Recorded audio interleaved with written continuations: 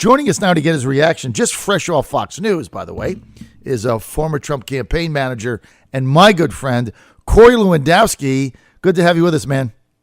Good morning, John. How are you today? Good. I also want to thank you, Corey, for giving me that studio space in your office at Avenue Strategy, 1717 Pennsylvania Avenue, where I can look at the window and see the White House. Very nice. Thank you. Well, anything for you. You've been, you have really been the first talk show host who understood what the Trump movement was about. And John, I've had the privilege of traveling the country a lot since the election. And everybody told me they were the first supporter. But the truth be told, you were there. You saw it when nobody else did. You have been steadfast in your support of this campaign and the president when nobody else was. And so I want to thank you. All right, man. Well, look, I appreciate it. And it's been an honor to be on the team almost from day one. And you were the guy that orchestrated this whole thing when he was at 1%. So, state of the speech to the joint session of Congress yesterday. What was your take on the whole thing? I pick up the newspapers today and I start reading them, and pundits from both the left and the right agree that it was a phenomenal speech. And that is so difficult to achieve in the hyper-partisan world of, Washington, D.C. politics. When you have Democrats on Fox News saying that Donald Trump, his speech was an A last night, and you have Republicans all saying that, it was a speech that was very important for this president. It showed his vision. It talked about his accomplishments. But more importantly, it showed the direction that he wants to take the country. And that direction is very clear and very simple. We're going to put Americans first. We're going to make sure our citizens are safe. We're going to increase our spending on the military. We're going to have a border wall, which is what he promised. We're going to protect people like Jamil Shah's son, who was killed by an illegal alien, so that nobody has to ever suffer that horrible, horrific tragedy again. That's what this president has pledged. And, I just left Fox News studios, and I ran into Jamil, and he's been a friend for a number of years now. And your heart goes out to this man. His son had a promising football career, was going to go to a great school and become a productive member of society. And he was shot dead, shot in the face by someone who was in this country illegally. And that can never be accepted and should never be accepted and should never be forgotten. Mm-hmm. And if we don't do something to put a wall up, to protect our U.S. citizens, then we are failing as a government. Mm-hmm. And I think that's what Donald Trump outlined last night. Without a doubt. Now, I thought his approach last night was spot on. He laid out his priorities, the tone. I've gotten some Democratic pushback that, okay, well, he didn't give any specifics, but was that really the venue for that? Now, John, the goal here isn't to lay out, line by line of how he's going to get things done. And you have to remember, he has a Congress that he has to work with. He has said he's going to repeal and replace Obamacare. He's going to work to get that done. He has talked about, and his Treasury Secretary has talked about, having the first fundamental and wholesale tax reform and tax change since 1986, the first comprehensive tax plan since Ronald Reagan is what he talked about last night, since 1986. Right. That is a significant difference from what others have said. Now, is he going to lay out point by point of what the final tax bracket is going to look like? No, because it's a negotiation. Right. But what that means is you need to start doing that now while you have the support of Congress and the support of the American people, and that's what this administration is doing right now. Would you agree with me that he talked directly, that his audience last night was middle America, working class people, that just like in plain Trump speak, just people there that maybe voted for him, maybe they didn't, but wasn't his audience last night the American people? His audience is always the American people. What he has such a unique ability to do that nobody else has done is go directly to the American people with his thoughts and ideas, whether that's in a 77-minute-long press conference, whether it's through his social media activity, where I think he's got almost 100 million followers now between Twitter and Facebook and Instagram and all of those things. This is the first president, in my opinion, since Franklin Delano Roosevelt, that is communicating directly with the American people. FDR did it through the fireside chats. Mm-hmm. Donald Trump is doing it through social media. Mm-hmm. And you can agree or disagree with what the president is saying. The difference is he's talking directly with the American people. That's so very important. He is not pandering to the Washington, D.C. elites. That's not who got him elected. Mm-hmm. That's not how our campaign was structured. Mm-hmm. The American people want somebody who's going to bring change to Washington. Mm-hmm. They want someone who's going to create jobs, someone who's going to bring back manufacturing, someone who's going to be proud to be American again. You need to be honored that the greatest privilege we can give someone in this great country is to become a citizen of this country. Mm-hmm. And once you are a citizen of this great country, John, guess what? all of the rights and privileges that go with that, which means job security. It means homeland security. It means being able to walk down the street of the south side of Chicago and not being fear of being shot or being in your home. We need to do a better job, and that's what this president has to do and will do. Look, there was no question he had a home run last night, and you got a lot of momentum now going off this. But we know as the days go by, we're going to get back to the same nonsense that they've been talking about. Let's get to this relationship with Russia. Somebody, I guess, seems to be still saying that there was contacts in the campaign to somebody in the Russian Federation.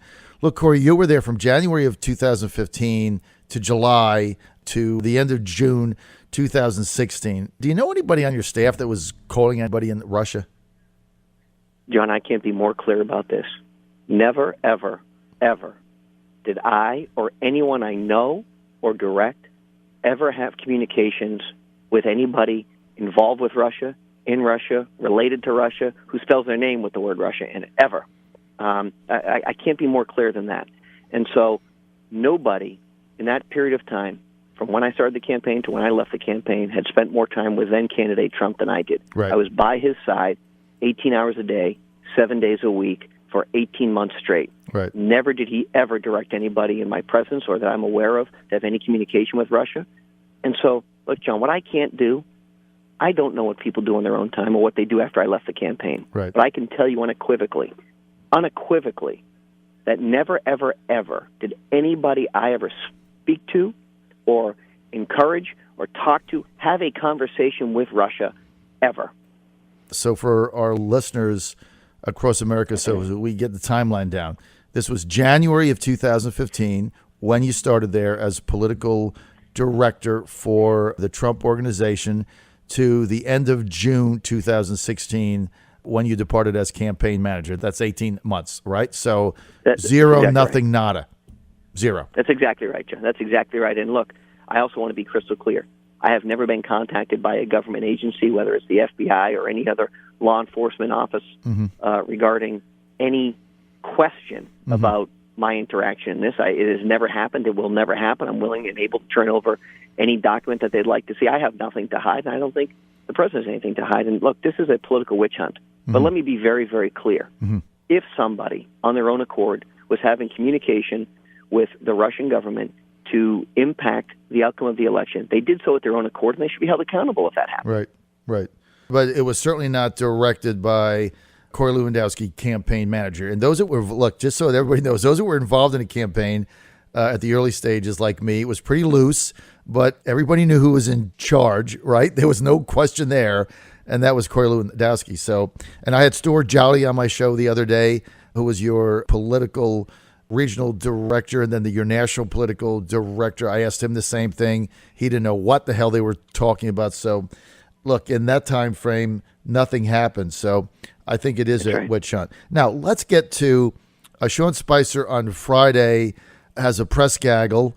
Both you and I go on CNN. You were a paid contributor for some time. I'm on every week. Sean Spicer doesn't invite CNN, doesn't invite the New York Times, doesn't invite Politico, but he has my former company, McClatchy, very liberal, Sacramento Bee, ABC, NBC, CBS. And then everybody goes up in arms, and the AP doesn't show up. To me, it was like, who cares? I mean, he invited a handful of people. What's the big deal? Am I right or wrong? Well, John, this is very, very important for your listeners to understand. The way it works is there's something called a press pool. Right. And what that is a pool of reporters who work on a rotating basis, both on the print side and on the broadcast side, and it rotates every single day, of who is responsible for covering the president that day. That print pool, called the presidential pool, travels with the president regardless of, where he goes. Now, in a normal day where the president is making a significant speech like he did on last Friday at CPAC, there's not traditionally a press conference or a press gaggle. That's just how it works, because the president's statements speak for themselves. On this particular day, the print pool and the broadcast pool was brought into Sean Spicer's office. The entire pool, which means if on that particular day, CNN would have been the broadcast pool, they would have been let in. If the New York Times would have been the print pool, they would have been let in. It's on a rotating basis. And also radio. And also radio. That Sean chose the day Right. that those two individual entities or others weren't part of that pool is number one, absurd. Number two, the pool report was transcribed and provided to every media outlet in the country with the standard practice which moves forward. Now, this particular gaggle was held in Sean Spicer's office, which has a limited space inside the White House, and there were some additional reporters who were able to attend, but it wasn't that under any circumstances the media was being kept out from this. A pool, and I dealt with this the entire campaign, is designed to make sure that on a rotating basis, NBC, I think, happened to be the broadcast pool that day, gives all of the information which is given out that day to all of the networks, because Right. there are some times, just like on Air Force One, you cannot put the entire press corps on the plane, so the pool is what travels with the president. Right. That's all this was. Right. And so that everybody knows, the press pool represents one newspaper or print, one broadcast TV, and one radio.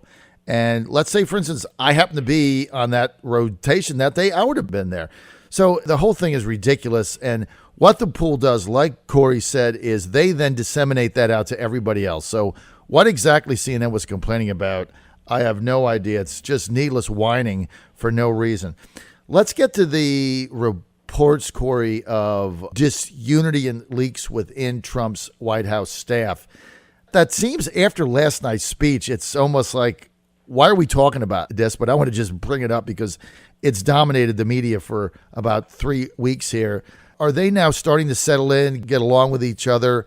And are the counselors in there going to be able to control these leaks? Okay, I hope so, because, if you are not on the president's agenda and you are working in the White House, then you should extract yourself immediately. And so anybody who wants to leak information out of that building, it is at the harm of the president. And if you are not there to serve the president and not your own agenda, then you shouldn't be there. Mm-hmm. And I think what you saw last night was an amazing speech by the president. He has continued goodwill, great media reviews. He has done a good job. But what the president said in his own words on Fox and Friends just yesterday was that from an effort perspective and accomplishments perspective, he gives himself an A. From a communications perspective, he gives himself a C or a C+.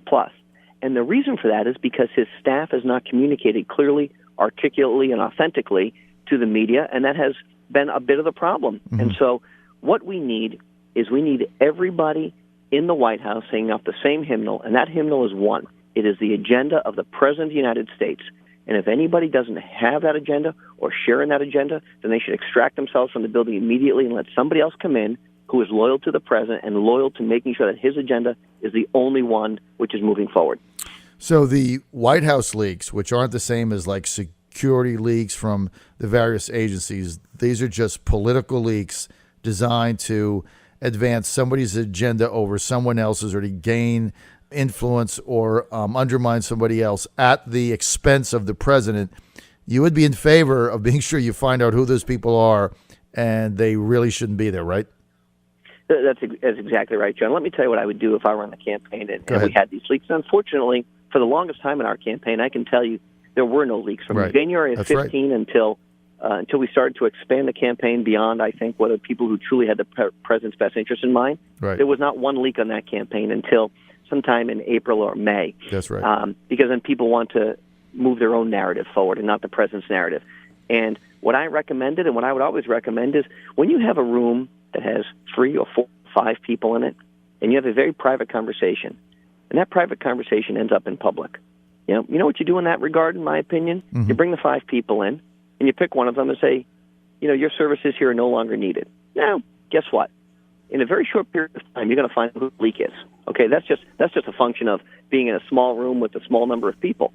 And once you do that, and you show people that there are consequences for leaking information which is detrimental to the president's agenda, I think people pay attention very, very quickly. And that's what this is about. This is not about their own agenda. It's about the president's agenda. And these leaks are hurting the president's agenda from being accomplished. And that's a shame. What is the objective of some of these? I mean, you look at some of these leaks and they're undermining one counselor or the other counselor, or they're bad-mouthing the president. Why would somebody do that? I mean, what's their objective here?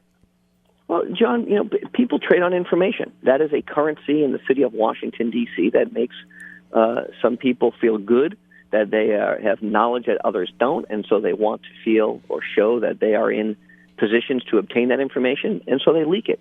And look, that's not necessary. It's not needed. If you are comfortable in your own position and are competent in the role that you have, you don't need to leak information. Mm-hmm. And so, to button up and make sure that the White House is fully functioning, everyone is on the same page, one agenda, is so critical if you're going to achieve success. Achieving success, even working with a Republican Congress, is very difficult, particularly when you're trying to get tax reform done, particularly when you're trying to repeal and replace Obamacare, particularly when you're proposing a massive increase in spending for our defense industry, particularly when you're trying to build a border wall, particularly when you're trying to make sure we revamp the immigration system. All of these things are massive, massive, massive projects that need to be accomplished. And leaking information that is detrimental to achieving those goals is not helpful to anybody.